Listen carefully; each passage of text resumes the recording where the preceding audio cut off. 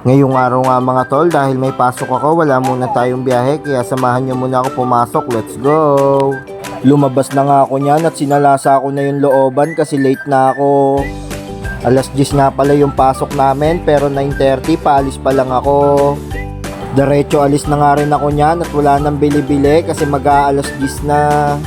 At habang nagmumotor nga ako, may nakita pa ako na tropa. Are! Shoutout sa'yo! Dumiretso na nga rin agad ako niyan at may nakapagsabi sa akin na may nanguhuli kaya nagsuot na agad ako ng helmet. Suot muna tayo helmet. May nanguhuli daw.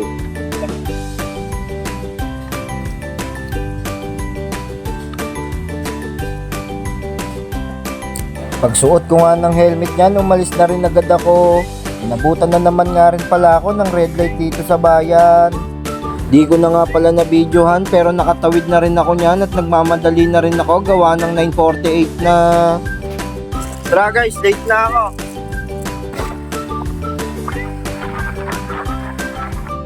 Sa mga nagtatanong nga pala kung ano yung course ko, political science nga pala. Kung tatanungin nyo nga ako kung bakit ko kinuha ang political science, because I believe that political science will help my personality to become a good citizen and a better person. Matapos nyo nga palang malaman yung dahilan ko kung ba't ayun yung kinuha kong course, andito na rin tayo sa paliko papuntang school. Nadaanan ko nga rin pala tol yung mga bilyaran na tambayan dati. Diyan nga pala sa kanan may bilyaran dyan, tapos dito rin sa kaliwa. Ilang minuto nga lang din ang makalipas, andito na rin ako sa MNHS. Andito na nga rin pala ako sa PL Moon yan dahil magkatabi lang naman ang MNHS at PL Moon.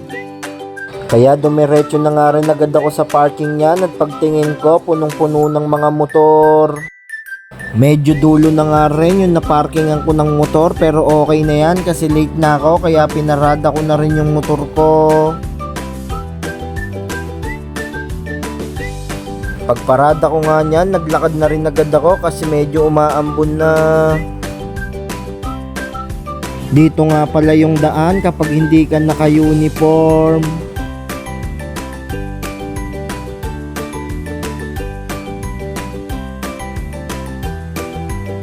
Pag-akyat ko nga ng third floor niyan, ang dami kong nakasalubong.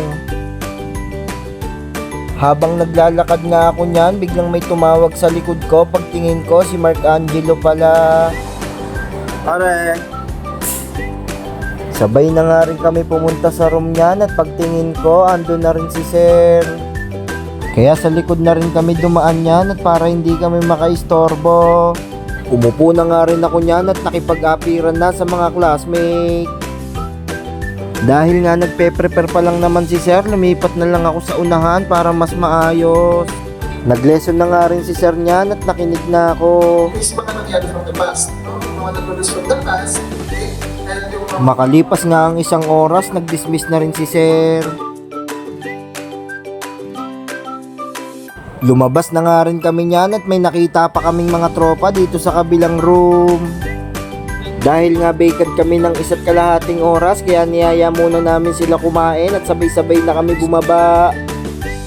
Paglabas nga namin ng school, dumiretso na kami sa Korokan kasi bibili kaming ulam. Namili na nga rin ng ulam yung mga tropa at ako tamang tingin muna kung anong bibilin ko. Bopis nga pala yung binili ko niyan kasi napakasarap niyan at mura pa. Kahit po Bopis, may paper plate. Pagtapos nga namin bumili niyan, dumiretso na kami sa bahay ng tropa. Naglabas na nga rin ng lamesa niyan at nagsikain na rin kami.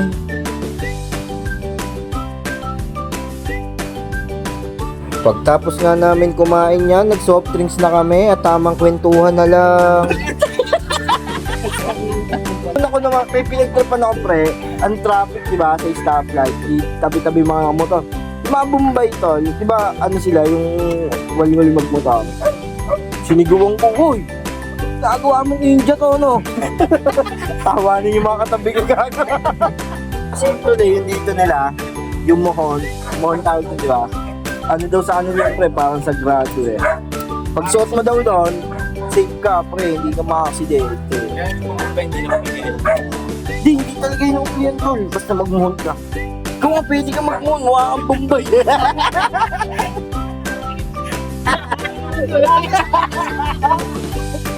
Matapos nga ang kwentuhan namin yan, bumalik na rin kami sa school. Pagpasok nga namin ng school niyan, dumiretso na kami sa taas kasi sa third floor pa kami. Pagdating nga namin sa labas ng room niya, nandito na rin yung ibang tropa. Shout out kay Ken. Andito na nga rin pala yung iba naming mga classmate pero tamang waiting lang kami sa labas kasi may nagkaklase pa sa loob. Maya-maya nga rin nung paglabas ng mga estudyante, nagsipasukan na rin kami. Dahil nga wala pa kaming prop kaya tamang paganda muna tong dalawang to. Makalipas nga ang ilang minuto, in-announce na wala pala kaming prop. Nagtayuan na nga kami niyan at kami ay uuwi na. Oh, uwi na. Ingat kayo. Diretso uwi na nga rin dyan yung mga tropa kasi may mga kanya-kanyang lakad. Jawad, saan tayo? Uwi na, boss. Uwi na. Pare. Ingat tol. Ingat, pare. G, ingat. Stop, tol, ingat. Kurt. Pumunta na nga rin pala ako sa parking niyan para makauwi na rin ako. Pagsakay ko nga sa motor niyan, umalis na rin ako. Binilisan ko na nga rin dyan kaya maya-maya nandito na rin ako sa Jamboree Lake. Hindi ko na nga rin pala na-videohan pero maya-maya nandito na rin ako sa bayan. Habang nagdadrive nga pala ako, may nadaanan pa ako na tropa. Chok! Chok, shout out kay Chok, Chok! Andito na nga rin pala ako sa amin yan at hanggang dito na lang pala muna. Maraming salamat nga pala sa lahat ng nanonood at sumusuporta sa aking mga video.